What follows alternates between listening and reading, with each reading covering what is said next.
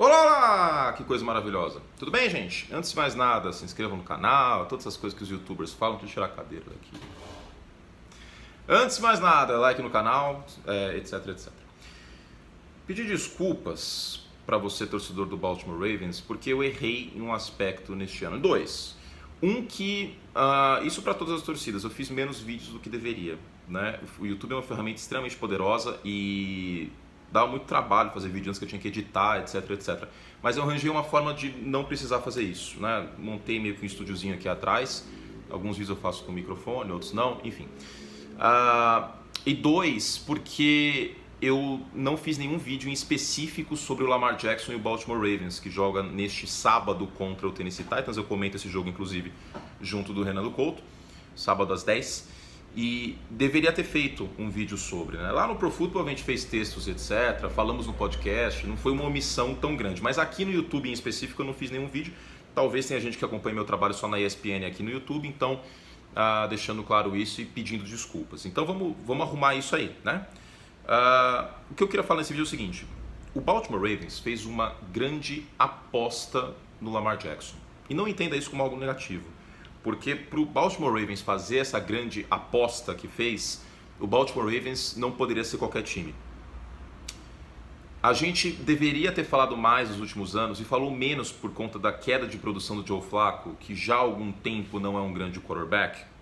E eu venho criticando o Joe Flacco há pelo menos 4 anos. Mas a gente acabou falando menos do Baltimore Ravens, menos do que deveria.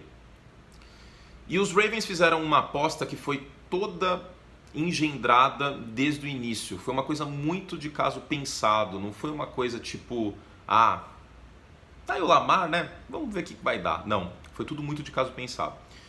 Primeiro, eles subiram da segunda rodada para a primeira, para a escolha número 32, para pegar o Lamar Jackson. O que isso quer dizer? Quer dizer que o Baltimore Ravens tem a opção de 5º ano no contrato. Jogadores de primeira rodada têm a opção do time ativar o 5º ano de contrato. Da segunda rodada em diante, não. Se você sobe para a escolha 32 para fazer isso, é um sinal muito grande que você tem uma fé relevante no jogador. Os Ravens fizeram isso. Eles subiram para o final da primeira rodada para pegar o Lamar Jackson porque estavam positivamente impressionados com ele. Quer saber outro time que fez isso, mas não subindo para a primeira, mas que subiu no draft, que estava apaixonado pelo cara antes do draft em si? O Kansas City Chiefs com o Pat Mahomes.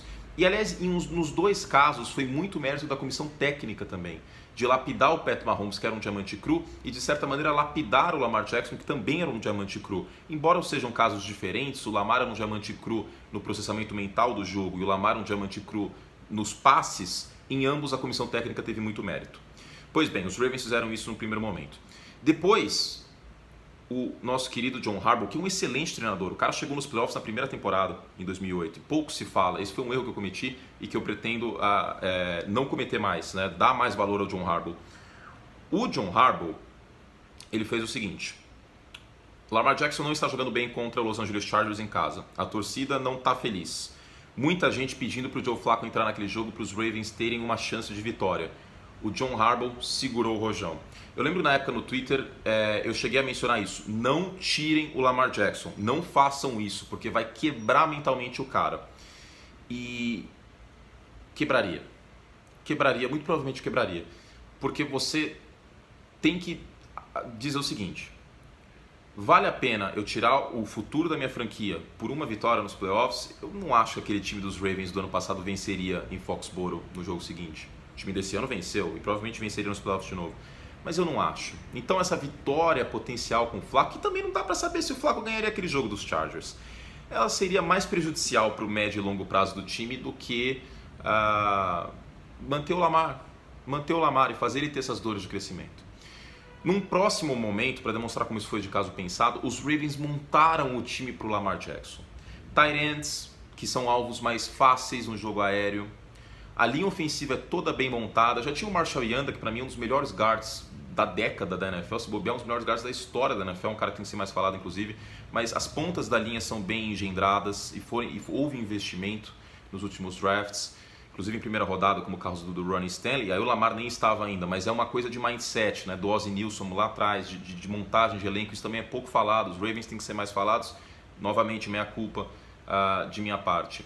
Então, tudo de caso pensado, pacotes certinhos, e aí vem o grande truque. Quando você tem um jogador como o Lamar Jackson, você precisa potencializar os talentos dele. O que a equipe do Baltimore Ravens fez? Contratou o Greg Roman. O Greg Roman, coordenador ofensivo, trabalhou com o Colin Kaepernick, potencializou o Colin Kaepernick e depois fez um bom trabalho nos Bills com o Tyrod Taylor. E aí extraiu o melhor do Lamar. Pegou um cara com experiência em quarterbacks móveis, pegou um cara com mais potencial que o Colin Kaepernick e que o Tyrod Taylor, e ele explodiu. Então, tudo isso foi muito feito de caso pensado, né? Ainda teve a contratação do Mark Ingram, que é um cara que complementa o Lamar Jackson, né? Um cara mais físico. Então, é algo assim muito bem pensado. O Lamar Jackson, eu sei que muita gente ainda vê ele só como um corredor, como um cara de improviso, mas é uma situação diferente do que a gente viu no início da década. Houve partidas neste ano que o Lamar Jackson correu apenas em chamadas desenhadas para ele correr, não foram scrambles. Não foram corridas que ele olhou o passe e falou: eu sou rápido. Não. E o próprio Lamar sempre bateu no peito falando: eu gosto de passar a bola. E ele evoluiu como passador. Se você pega a mecânica dele, e já no início da temporada cheguei a mencionar isso, acho que num vídeo aqui, inclusive, numa live, lembrei. Numa live eu mencionei, contra os Dolphins. A base dele não estava mais aquela base estreita que deixava ele impreciso, etc. Aí o povo, porque foi contra os Dolphins, está jogando contra o vento. Mas eu não estava falando da competição, eu estava falando do Lamar, algo que depende só dele, né? E é assim que a gente avalia, na maior parte dos casos, os quarterbacks nos drafts. E houve evolução como passador, a mecânica dele ficou mais limpa, mais compacta, a base não estava mais tão estreita, acho que isso foi nítido desde o início da temporada. Ele se tornou um passador muito eficiente e continuou um corredor muito elusivo. Então o Baltimore Ravens está muito de parabéns, não importa o que aconteça no sábado agora, deve vencer os Titans, acho que o grande favorito do final de semana é o Baltimore Ravens, acho muito difícil perderem o jogo, devem vencer, devem chegar na final de conferência, jogar em casa na final de conferência, mas não importa o que aconteça nesses playoffs, não importa. O Baltimore Ravens já tem um futuro muito bom pela frente, porque acima de tudo apostou no Lamar Jackson e soube trabalhar o Lamar Jackson e evoluí-lo como passador, assim como o Kansas City Chiefs fez com o Pat Mahomes. Tá bom? 7 minutos, gostaria de falar mais sobre o assunto, poderia ficar falando 20 minutos sobre esse assunto, mas não é possível, né? Senão os vídeos ficam muito longos, tem que gravar outros vídeos agora. E é isso. Novamente, desculpa, torcedor dos Ravens, não tinha feito nenhum vídeo só sobre o time neste ano, mas está corrigido esse erro. Esse erro está corrigido, tá bom? Se inscreva no canal, like no vídeo e só lembrando, cinelive.com.br, Super Bowl nos cinemas neste ano, o Rômulo narra, eu comento e eu te espero lá, tá bom? Tchau!